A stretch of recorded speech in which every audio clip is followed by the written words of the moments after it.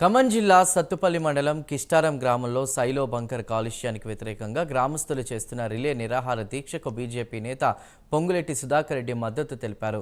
గ్రామ సభ పెట్టకుండా కనీస దూరం పాటించకుండా సైలో బంకర్ను ఏర్పాటు చేయడం నిబంధనలకు విరుద్ధమని ఆయన అన్నారు. దీనికి కారకులైనటువంటి సింగరేణి అధికారులను సస్పెండ్ చేయాలని సుధాకర్ రెడ్డి డిమాండ్ చేశారు.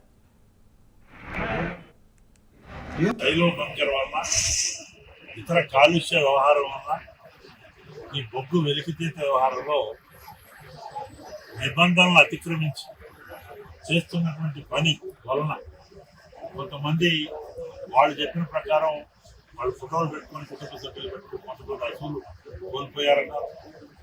చాలా మందికి శ్వాసకోశ వ్యాధులు అనేక వ్యాధులు కూడా వస్తున్నాయి. పిల్లవాళ్ళకి ఇబ్బందులు అవుతున్నాయి. అనేక మంది ఈ వ్యాధులు పడుతున్నటువంటి నేపథ్యంలో తెలుసుకొని మా స్థానిక నాయకులు చెప్పినటువంటి సందర్భంలో ఈ శిబిరాన్ని, ఈ నిరాహార దీక్షా శిబిరాన్ని సందర్శించడం జరిగింది.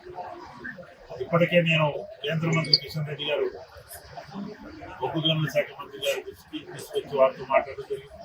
సింగరేణి యాజమాన్య తరఫున సీఎండి బలరాం గారితో మాట్లాడారు. ఈ సమస్యకి తక్షణ పరిష్కారం కనుగొనాలని చెప్పడం జరిగింది.